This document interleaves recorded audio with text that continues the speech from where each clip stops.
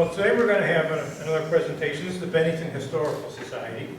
We're a committee of the Bennington Museum, so we look to you for your support. But today we're going to have Richard Smith is going to talk about Fort Ticonderoga and the tale of a small band of men who marched from Connecticut all the way up to Fort Ticonderoga, if you can imagine that. The soldier's life was pretty tough in those days, I imagine. But he's going to trace the Patriots route from Connecticut through towns of western Massachusetts, the Berkshire Hills, and north to Bennington, Vermont, and then Lake Champlain. So these are tough guys. And we're going to talk here about Benedict Arnold, and of course Ira Allen, and the surprise attack. And we'll learn about what Ethan Allen really said when he took over the fort. But Richard Smith has written several books on Vermont and local history, and we've got them downstairs if you want to purchase them. He's got the Revolutionary War in Bennington County, Ethan Allen, Capture of Fort Ticonderoga, and Vermont First, and other claims to fame. And all three have been on the bestseller lists. He's appeared on Vermont Public Radio and TV. He had award-winning public television history series, History Where It Happened, and so he's quite a historian. I'm pleased that he's here. He's also past president of the Manchester Historical Society, and completed his term as trustee of the Vermont Historical Society. So he comes with credentials.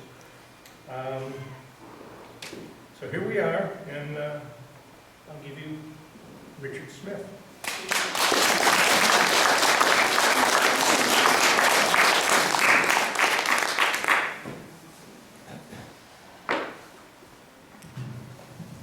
Thank you. This is, I feel honored to be here. This is also a very tough audience. I know there's a lot of historians here, and give me some slack here. So, anyway, I'll try and give a new or a different twist, or give you some different perspective on this, the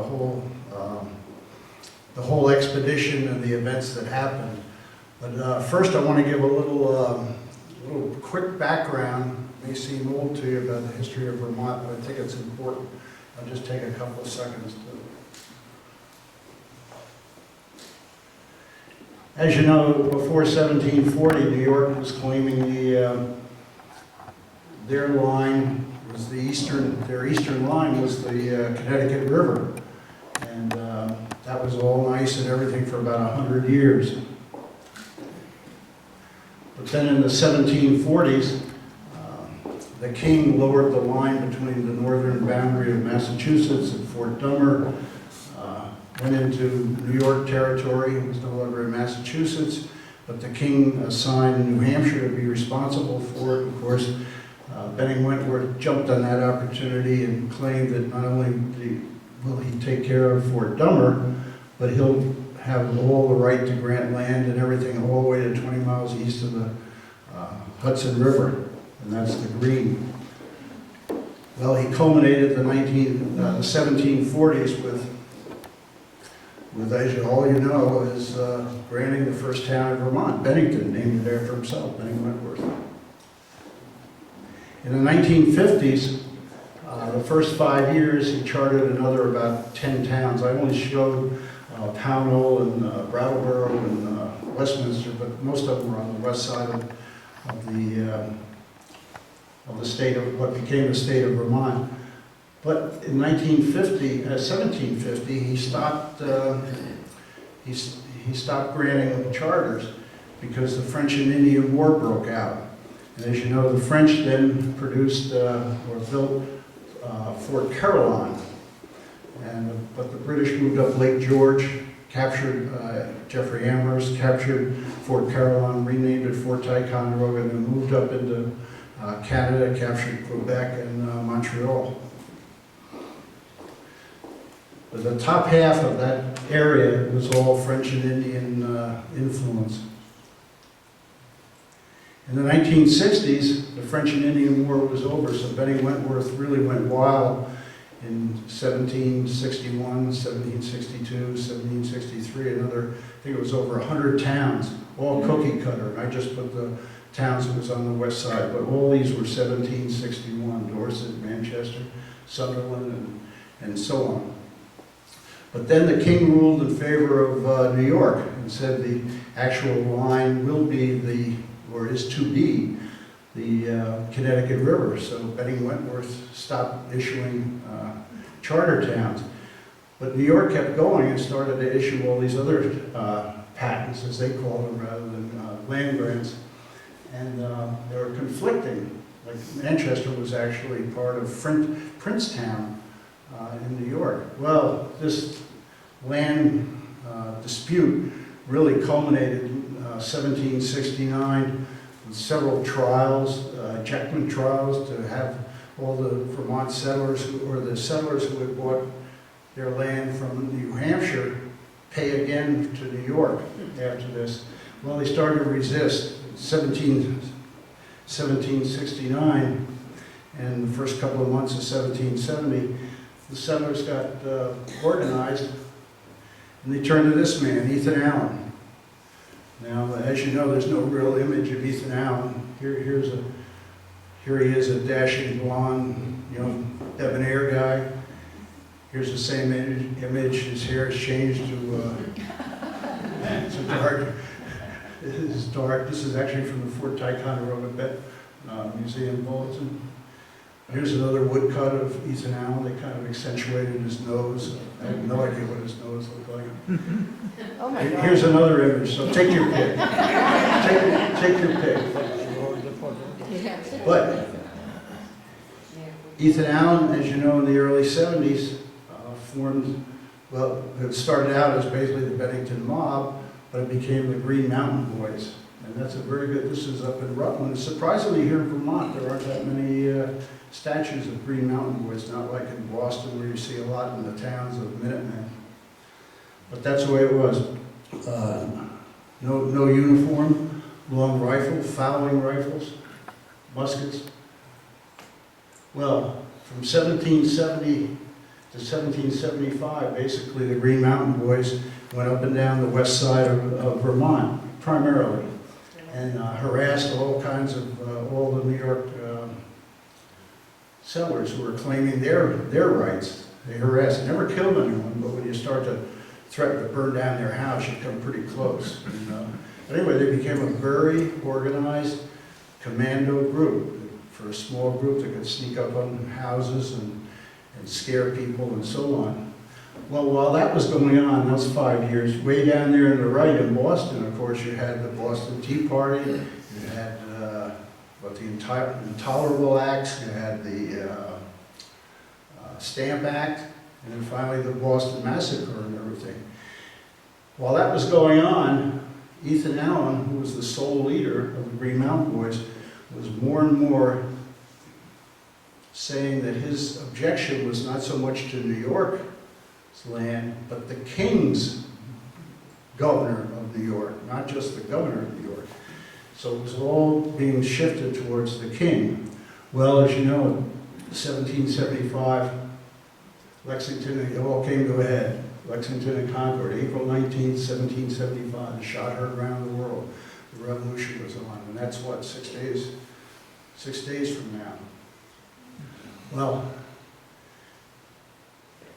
there were several people, or actually a siege of Boston with hundreds of Minutemen coming in to try and drive the British out of Boston Harbor. Well, one of the Connecticut people who was up there returned to Hartford. He came down towards Hartford.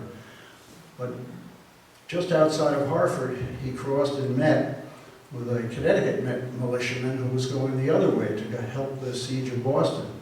And they discussed the fact that the need at the siege was for artillery, cannons. And they discussed the fact that they knew where they were. It was up at Fort Ticonderoga, and it was lightly armed, they were. So anyway, the Connecticut militiamen went on to Boston.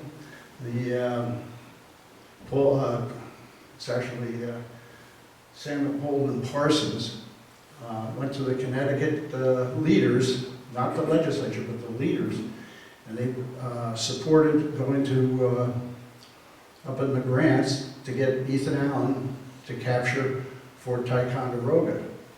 So they borrowed some money from the treasury, unofficially, but they borrowed it on their own name, took the money and started moving west. We started out with 4 or 5 leaving Hartford, and by the time they got up to the western part, Salisbury and New Canaan, they had 16.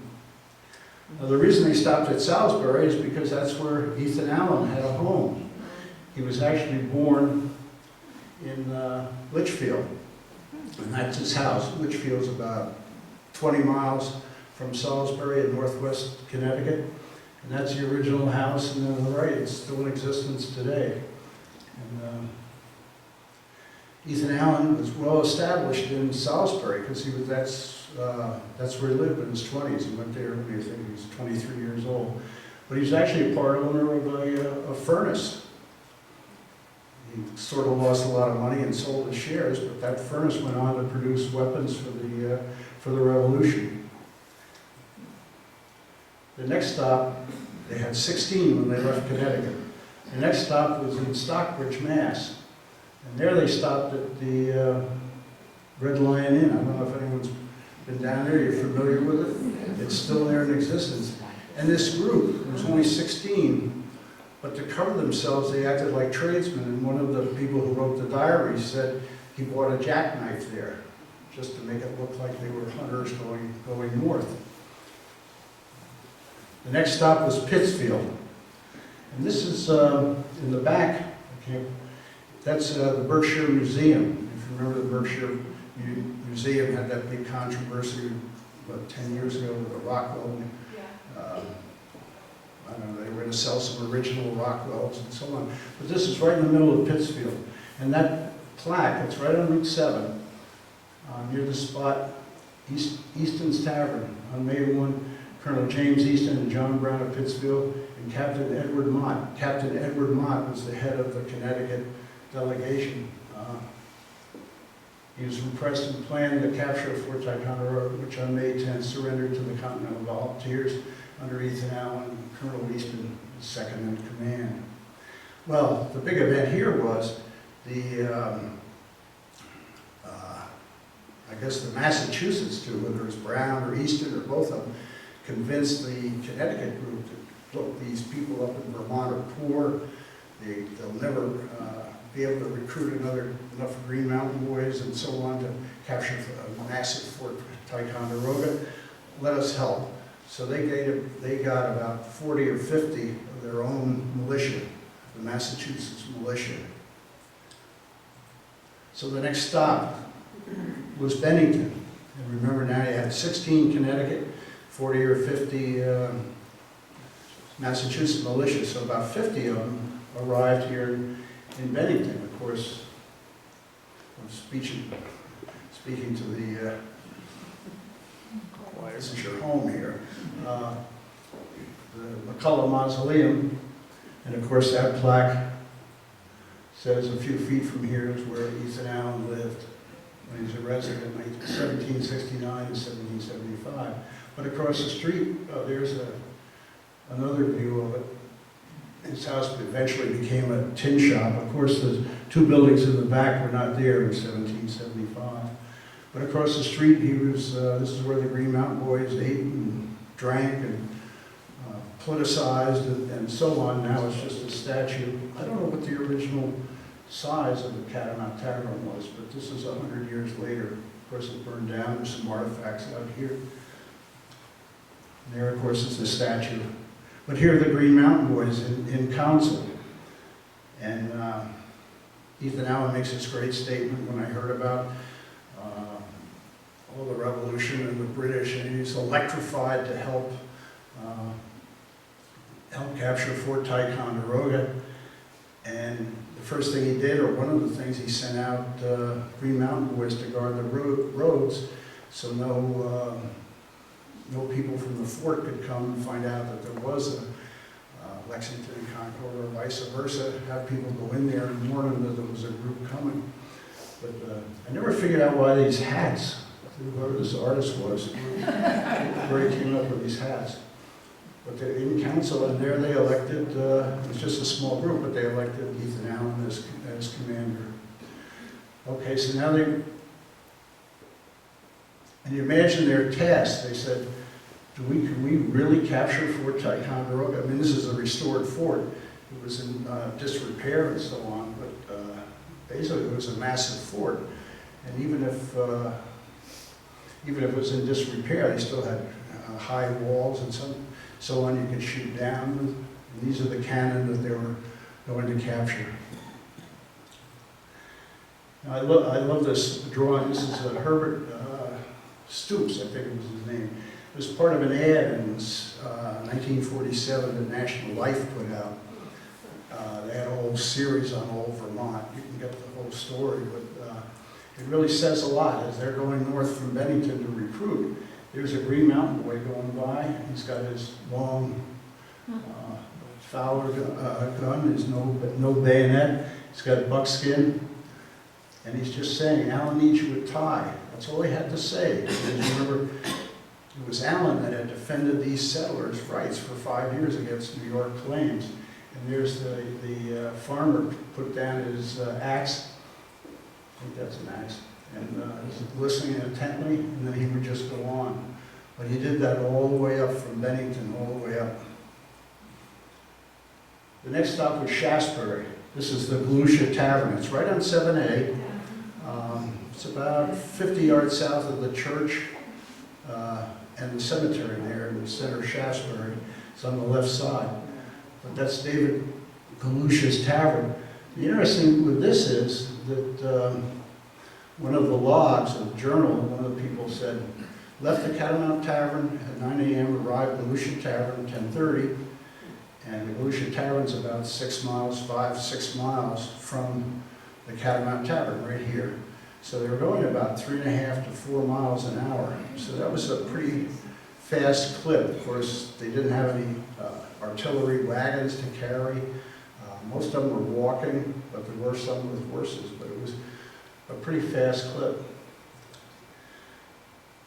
And that's a view of center Shaftesbury, 1930. So it would have been about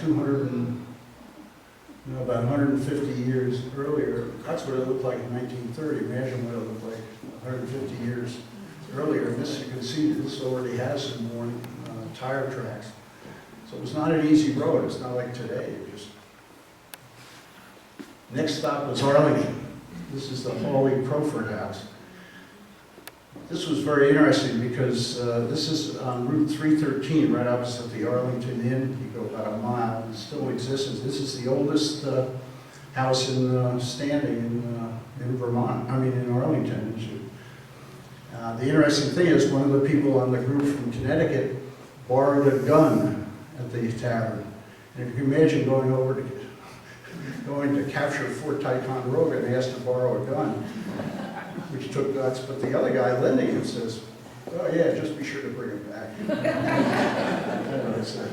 But anyway, it was a trick to get through Arlington without being discovered, because Arlington had a lot of Tory influence. It was settled by High Episcopalian, which is almost the Church of England. So consequently, at one time it was called Tory Hollow.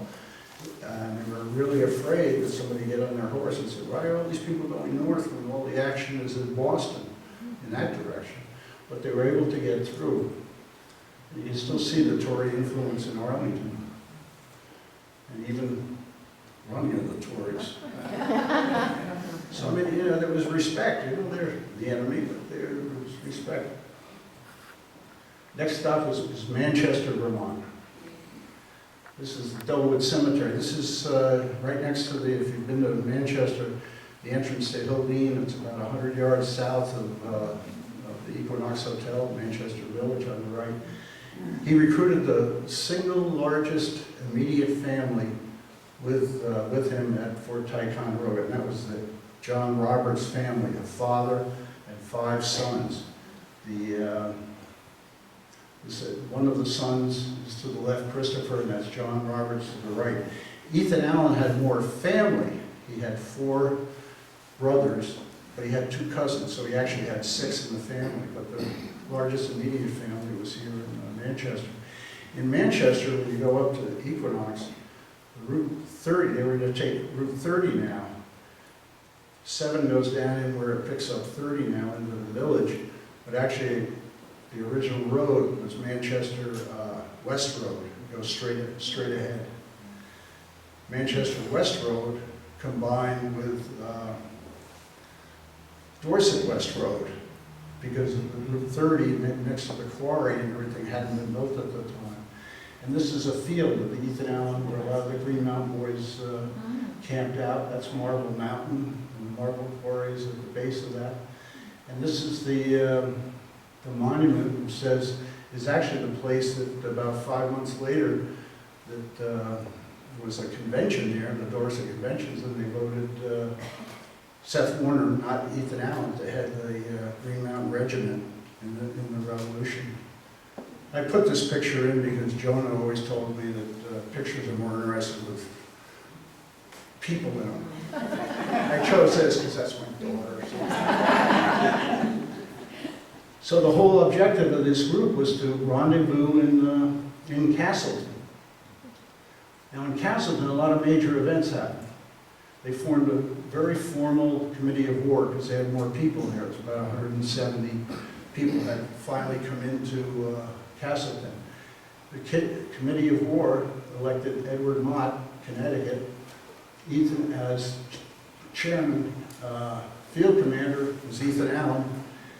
James Easton, because he had recruited these people, the Massachusetts people, he was second in command, and Seth Warner third. And remember, in those days, your command was by the number of people you recruited. It wasn't like you were assigned, and that's important later when we talk about Benedict Arnold. But that was the command structure. Ethan Allen was elected. The other thing they said, well, if we're going over to the lake, we're going to need boats. So they sent Herrick, Samuel Herrick, from Castleton down to Whitehall with about 30 people to try and get Philip Skeen's boat. Philip Skeen was a Tory. They were going to capture him and bring the boat back. They never really did in time for the capture. But anyway, he left Castleton and went down to Whitehall.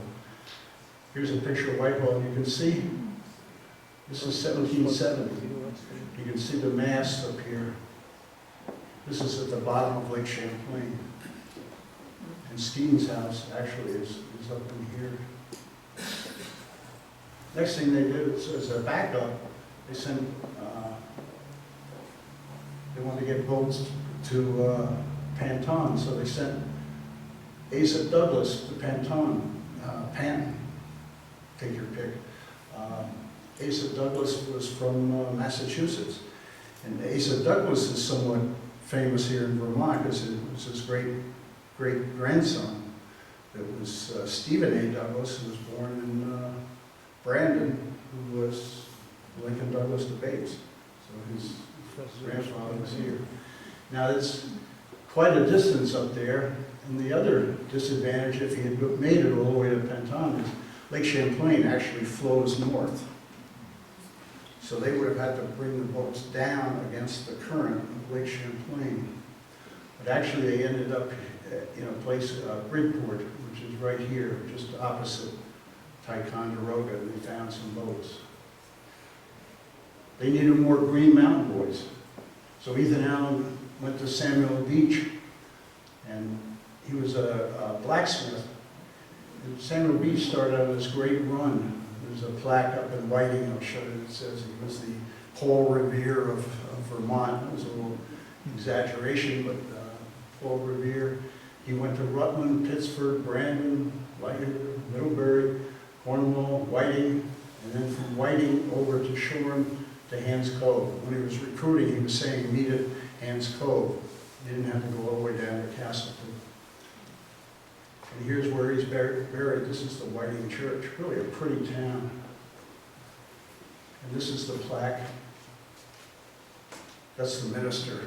He's actually from the South. I don't think he's there anymore, but it was really nice to show me the plaque and where the grave was. Intelligence. They were really smart. They needed intelligence, so they sent Noah Phelps to Fort Ticonderoga to pretend, and as it turned out, he pretended to be a barber, snuck into the fort and observed everything, and then finally came back to Castleton to tell people what he had found. But some people, I guess in Simsbury, he was from Simsbury, Connecticut, claim he might have been America's first spy. Planning for the final attack. They're all in Castleton now. Now they said, how do you attack Fort Ticonderoga? You could have gone down to Whitehall and then up on the New York side. You could have crossed at Orwell. Where's my marker here? Can you see this marker? Yes. It's Orwell. You could have, it's probably up here, you could have gone there and then crossed. But they decided that they would have been visible if they had crossed there, and to go up means you'd also be visible because Fort Ticonderoga was built to face south to block the British from coming north, so it would be very visible. So Ethan Allen decided to go from Castleton to Hubbardton to Sudbury, and that was a road that Ira Allen had helped build. And then there they joined up to go east, I guess northeast, on the old Crown Point Road to Shoreham and then down to Hans Cove. And that was very strategic because now he's going to amass everyone at Hans Cove, which is north of Fort Ticonderoga. So the probability of being discovered is less. But then the surprise shocker. 4 p.m. on May 8th. Remember, it's 8th and then the 9th and then the 10th is when they actually attack. On May 8th, the big shocker. This guy shows up. Benedict Arnold, +1. He shows up with a servant, a clothes, a wardrobe servant, or a volunteer, or somebody in the regiment, not even a military guy. He shows up. Where did he come from? Well, he shows up and he claims command. Well, this is the actual command that the Committee of Safety had given him on May 3rd. It says he was given command over a body of men not to exceed 400 and directed to enlist those men. And with them, it wasn't to command anybody. It was to command people that you recruit. But he was claiming this was his right to command this whole expedition where he hadn't done anything. Well, here's Benedict Arnold lived in New Haven, and that's his house on Water Street in New Haven. This is where his house is now. Somehow it's fitting to me that his house site is full of graffiti. I think they're actually doing some archaeological work to see the exact where the foundation is. Well, this is what happened. Remember I said in the beginning that Samuel Parsons had come from the siege in Boston down to Hartford and met this Connecticut militiaman who was going up to Boston? Well, that militiaman was Benedict Arnold. So Benedict Arnold hightails it up to Boston, actually to Cambridge where the provisional government was outside of Boston, and gets this commission to raise the 400 people. And then he hightails it across Massachusetts, Concord, Shaftesbury, Deerfield. Where he stayed in Deerfield is actually still there. It's a beautiful historic town. And arrives in Williamstown. Well, in Williamstown, this is May 7th, May 6th. This is a Smedley house. If you go down Route 7 into Williamstown, and the old Williams Inn is on the right. Route 2 towards Williams College goes to the left if you're going south. About a mile down there, this is right on Route 2, the Smedley Tavern. These are built. Benedict Arnold slept here en route to help Ethan Allen take Fort Ticonderoga. That's very generous wording there. But anyway, well, it was here that he found out, hey, there was another group coming through 2 days or a day and a half before you, and they're going up to do the same thing. So he drops all recruiting effort and goes to Castleton and finally hooks up with Ethan Allen. And this drawing is supposed to be, this is Benedict Arnold, this is Ethan Allen, the Green Mountain Boys, demanding command. Well, This is from the log of Ephraim's bull from Connecticut. This is from the Fort Ticonderoga bulletin. However, he agreed to take the left hand of Colonel Allen. In other words, for military, on the right is the commander. On the left side is second in command or whatever, but not side by side. And this was a way to pacify Benedict Arnold. And 3 other people say the same thing. There's no mention here about Allen giving Benedict Arnold the command. So now they've all arrived at Hans Cove. This is May 9th, 1775, in the evening. Fort Ticonderoga is just behind those trees. This is a woodcut. And Hans Cove is just visible right there. And that house, remember that house, I have another graphic to orient, but that house is still there in Hans Cove. And so you have now about 200 people in this ravine, because there's a stream that goes out into the cove, and on both sides there's a ravine. It's basically a ravine that had walls on both sides. So in the ravine, now you've got around 200 people there, crouched down, no fires. They didn't want to alert Fort Ticonderoga. There was a motley crew of doctors, lawyers, ministers, farmers, merchants, college educated, Hartford, Yale, hunters. Their ages were 16 to 60. Ends up there were 2 Tories in there. In other words, he had to really, when he was recruiting, he had to know, because not every Green Mountain boy didn't like New York, but not every Green Mountain boy didn't necessarily like, not like the British. Some of them thought they could settle it, you know, and work out a solution and everything. But the 2 Tories, of course, one was Benedict Arnold. The other Tory was a really weird one. It turned out to be Ethan Allen's brother Levi. It turned out to be a Tory. There were a lot of families, brothers, fathers, sons, brother-in-law, and so on. The risks, in addition to death, and they're capturing the fort here.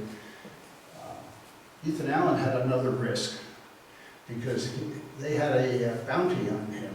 I think it was 25 pounds or something, and he could have been shot on sight if New Yorkers had caught him trying to capture the Fort Ticonderoga. This group, they're down there. They have no mortars, artillery, bayonets, scaling equipment. The big question, the risk they were taking was, has the fort been warned? In other words, has somebody seen that? And remember, in Castleton, there were about 170 there in a town of 200. I mean, that's enormous. You know, it'd be like Bennington, if it was a group of 12,000 people here in a town of 15,000. Somebody gets, what are they doing here? But anyway, he was able to pull it off. And had the fort been warned, or had somebody gotten on their horse and noticed some activity from down in Arlington, or reinforced. And Noah Phelps said that there weren't many people there. I think it was 50 or something. But he had no idea if a group was coming down from Canada to reinforce. And even if they had been warned, you can do a lot, even if it's a half an hour. You can stand up on one of the walls and shoot down. You can move the cannon in front. You can, the worst thing would be you could spike the cannon themselves so the colonists couldn't use it, or blow it up, or blow up the ammunition. The king might rule against the Green Mountain Boys. The biggest risk for the Green Mountain Boys, not so much Connecticut or Massachusetts, was if they had failed and the war had been settled, the king would have said, wait a second, those Green Mountain Boys were trying to attack our fort. I'm going to rule against them for their land claims. And even if they had captured the fort and it was still settled, the king probably would have done the same thing. So there was a lot going on. There was a big risk in going on this venture. The problem was, here's the fort, there's the cannon, and this is a nasty little thing. This is the grape shot that they put rocks into a thing, basically call it a shotgun shell, and put it in a cannon instead of a cannonball. You could wipe out 10 to 15 people. So if they had any kind of warning, they could have put one cannon in front of that main portico. to wipe out any attackers from the ground. There's another little thing, when they captured Fort, they found that there were about 19 of these swivels that were left over from the French, but they were designed not to shoot down ships, but to shoot down attackers, commando groups. And they were lightweight and everything, even if they weren't skilled or to fall asleep, but if they had a half an hour warning, they could have. But this was the big problem.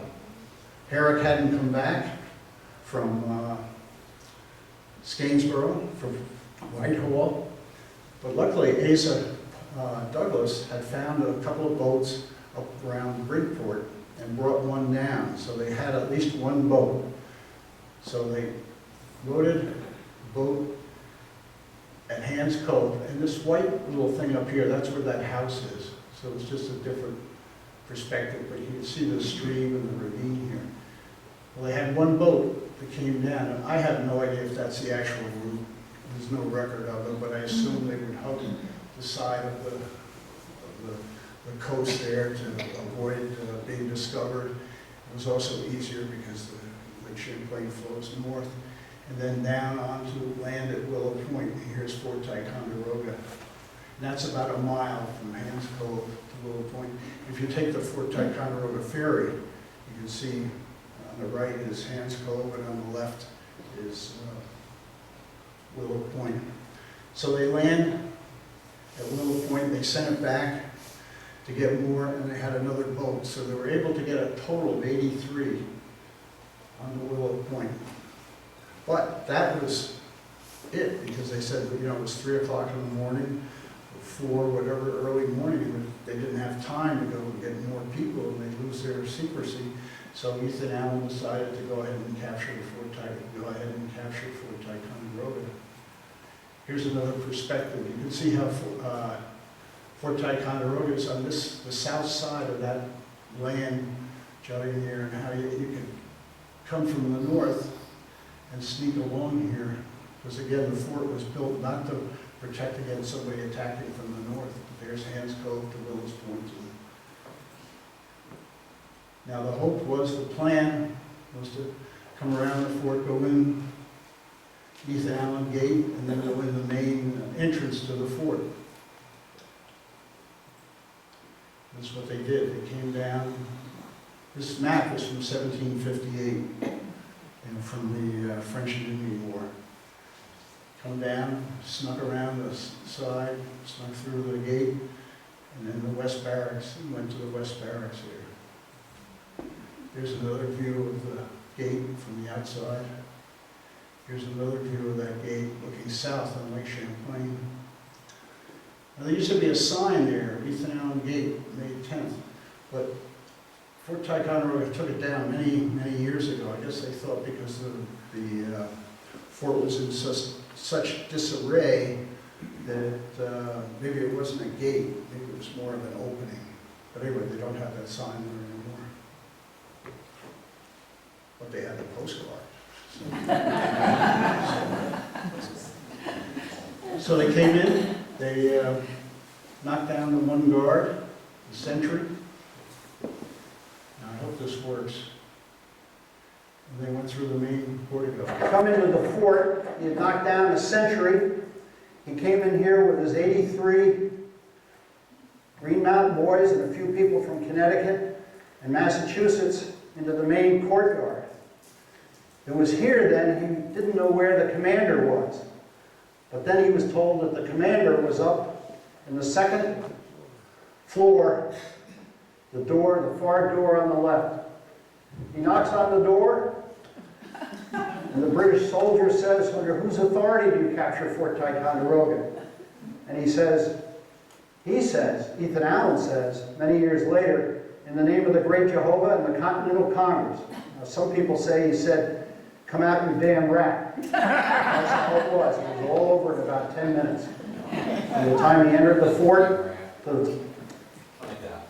One thing on that, it actually could be, two things have the same truth. It turns out that there was a Lieutenant Feldman who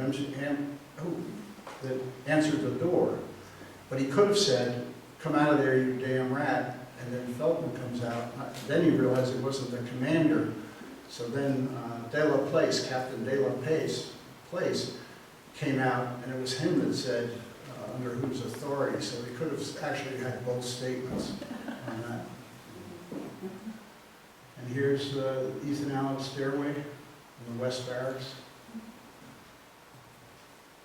And here's the famous Alonzo Chappelle drawing of Ethan Allen capturing Fort Ticonderoga. The boy is actually the 18-year-old Nathan Beeman. When the other thing that Allen did that was pretty clever, he said, I don't know enough about the fort, so we went to a local farmer, and the farmer's son, Nathan Beeman, apparently had been playing over there in the fort for the last decade and was very familiar with it, and it was him that led him around and through the gate and then through the main portico. How many defenders were there? About 50. This, there's a little history with that painting, Alonzo Chappelle. Matt Cagle, who's the curator at Fort Ticonderoga, has a nice YouTube on the variations of that and what was original and so on. And that was America's first victory, May 10th, 1775. Now this I just want to emphasize. Every 50 years it seems like somebody claims that it was a joint command between Benedict Arnold and Ethan Allen. Well, this is the Provincial Congress, Watertown, Massachusetts, May 17th, a week after the capture. And the Congress, having received authentic intelligence that the fort is surrendered in the hands of Ethan Allen and others. Then command of the said Colonel Allen, Colonel East from Massachusetts, and others. Colonel Allen is to remain in possession. There's no mention of Ethan Allen. And it was this group that sent Benedict Arnold to try and raise people to capture. So, and there's a lot of other evidence, but for some reason, I guess because they entered the fort side by side, some people interpreted that to be joint command or something. But there's a lot of first-hand accounts. Now there's an aftermath. I always love the aftermath. Of course, the big military reason, those cannon were taken by Henry Knox, put on sleds, and you can see the cannon, about 60 of the cannon, 59, put on sled, taken actually to New York, and then over the Berkshire Mountains up to outside of Boston on Dorchester Heights to try and drive the British from Boston Harbor. And the British basically woke up on March 17th and evacuated. Where'd they get those guns? Evacuated Boston Harbor. And to this day, it's the official holiday in Suffolk County, which is Boston, the first evacuation day. And that's the reason that, I don't know if they still do it, but the schools were closed, they didn't sell alcohol. I think banks are closed. It's not because of St. Patrick's Day, it's because of evacuation day. The courts are closed too in Suffolk County. It's what? The courts are closed, the Suffolk County courts are closed too. Thank you. I didn't think of that. I didn't think of that. Of course, another aftermath, here's Montpelier. Here's the Larkin Mead statue. It's not the original, but it's a duplicate of the Larkin Mead statue on the right side. Of course, on the left side is one of the cannons captured at the Battle of Bennington. As you know, every state gets two of their favorite sons in Statuary Hall in Rotunda. You know, when they're doing these interviews and all the news people, if you look closely, every once in a while you'll see this statue, because all the reporters are always there in the background. That's Larkin Mead. So he's one of the two from Vermont. Of course, it was a stamp, Fort Ticonderoga, quite a while ago, 3 cents. There's Ethan Allen. It was a class of submarines, Ethan Allen, and the Ethan Allen was one of the class. Thomas Jefferson was in the Ethan Allen class. It wasn't Ethan Allen in the Thomas Jefferson class, but this is the Ethan Allen class. This is Groton, Connecticut. Across here is London, that's the Connecticut River. If you go to the left about a mile, you get Long Island Sound. This was the last time an operational atomic bomb was shot. They shot a Polaris missile above ground, but now that's banned by SALT 1 or 2 or 300, or I don't know. One of the agreements was, and it was retrofitted to be a attack sub rather than a ballistic. It used to carry 60. This is another sub. Ethan Allen at Disneyland. I'll date myself, but as a kid I was on that. But they had about 4 or 5 of them, and then they started to change the name, and I think the Ethan Allen became Nemo for what name? 1,000 Leagues Under the Sea, or one of the movies, one of the Disney movies, which is fun. And not everything that Ethan Allen's name went through was a success. This is Ben and Jerry's. This is the Flavor Graveyard. This is, I don't know if you can read it, but it's vanilla ice cream with chocolate-covered almonds. And you see it didn't even last a year. And of course, another aftermath, Route 7 in Connecticut and Route 7 in Vermont, and Ethan Allen Highway. And this is up by Salisbury, Beckley, and Canaan, northwest northwest Connecticut. Of course, Ethan Allen Hotel, several, but this one's in Danbury, Connecticut. If you ever have an occasion to stay, it's right on Route 7 and 84 where they're combined. All their rooms are named for towns in Vermont. So the Bennington Conference Room, breakout rooms, Bennington, Arlington, and so on. I like this hotel. It's right next to the headquarters of Ethan Allen Furniture, which is the biggest name everybody knows. And one of the other aftermaths, of course, that one event, it was Ethan Allen at one event nationally. That's really all Ethan Allen did nationally to gain that fame. But one of his, because, that 5 months later he was captured, or in September of that year he was captured, the next 2.5 years he was in prison.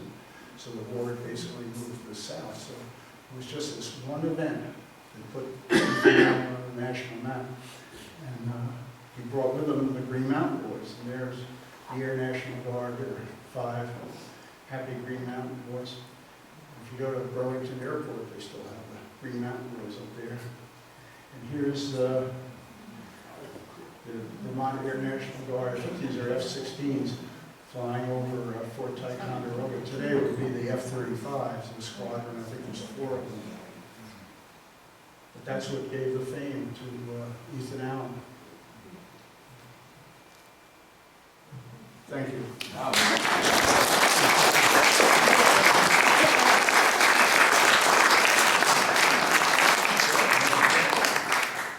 Are there any questions, comments, corrections, deletions? Did Benedict Arnold actually stop in Bennington on his way up? I read some where he stayed at the dam here in Bennington. I think he did. I think he definitely stopped here. And I think they said, well, that group has already left. And went through it, and that's what he kept going with this one guy. And then just someone asked how many people. It turned out there were only 50 in the fort. Well, that's small, but remember it was a fort, and if you have warning, you can hide behind all the stockades there and everything else, especially with warning. And to show you, 2 years later, John Brown tried to. And the Pollock expedition tried to capture Fort Ticonderoga after, Saratoga was going on, tried to capture Fort Ticonderoga. He had 500 people, and about 100 British were able to hold them off. So you got a pretty good advantage when you're in a fort with all the armaments and so on. Yes? So when he sort of partly captured the commander, he just gave up? There was no fighting? No fighting, he never killed anyone. Why didn't so the commander just felt he was outnumbered or something? Yeah, because remember, he went up the stairs, as I try and track it. He went up the stairs, and the rest of the Green Mountain Boys, who were still sleeping, I mean, the British regulars were still sleeping, they lined him up in the courtroom. What could he do? Oh, so. And I think you remember his wife was in night clothes. So, When you don't have your pants on, you don't put up much of a fight. especially your wife's pants. But yes, there was no, he never killed him. And that's kind of the interesting thing with Alan, there's also all this flamboyant, he was drunk, every bad thing, everybody's trying to dig up the bad.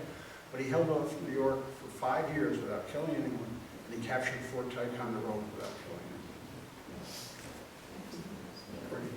Yes? Well, you mentioned that after Saratoga, the British held off people from capturing Fort Ticonderoga. When did the British recapture it then? Oh, in 1777. Okay, so like around the time of Saratoga? Yeah, well, 1777. How did I get this right? He came down, Burgoyne came down, recaptured Fort Ticonderoga. The Americans escaped and then had a rear guard action at Hubbardton. The next day, the convention of Vermont to declare its independence was, or sign the Constitution was going on the next day, and it was raining, they wanted to get out of there, so they signed it quickly and came down here to Bennington, or to Manchester, and then on down to Bennington, so it was a very quick thing there. And then the Battle of Bennington, that was July, 8th, and the Battle of Bennington was August 16th, so about a month later. And it was right after the Battle of Bennington that they had the Lincoln, Benjamin Lincoln had the Paulet expedition, went up to Paulet to try to have a rear guard action in case they're going on to retreat back to Canada. And that's where Brown was part of that, trying to capture. Okay. Yes? In the Battle of Bennington, there were several cannon, brass cannon. And the photo that you showed of them moving those cannon back to the Boston area reminds me that one of those cannons from the Battle of Bennington is now in New Boston, New Hampshire. And every year on the 4th of July, they fire. Yeah. I think there were 4, and the one is missing, but one is here, right near me. Bennington Museum. One is at the State House, and one is in New Preston, New Hampshire. New Boston. New Boston, sorry.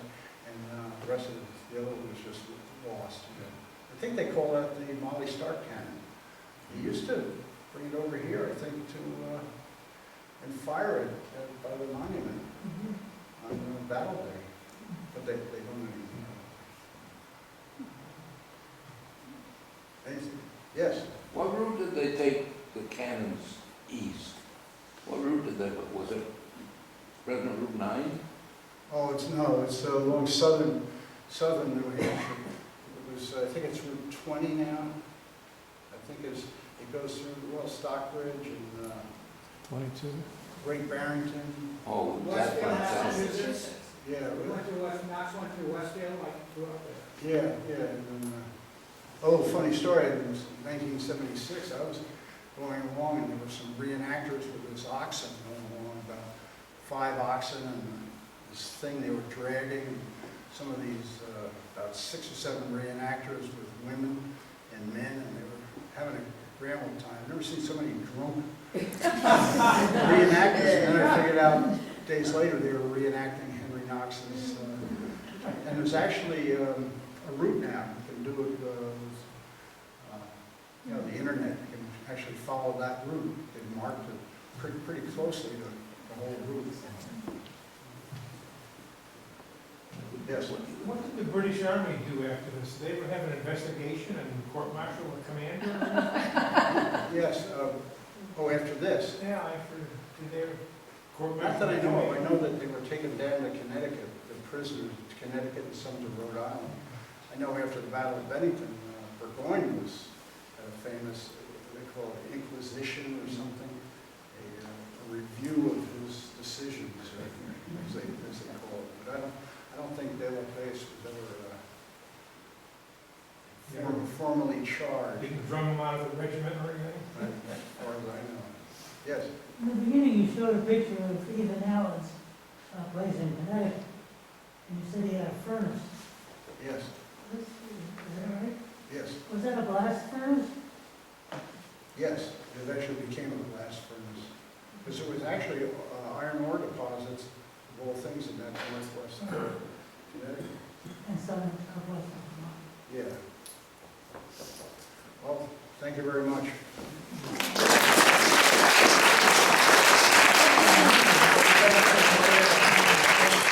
Here's a special thing for you. Special Bennington Museum cap. You can wear this. Yeah, no, go ahead, no.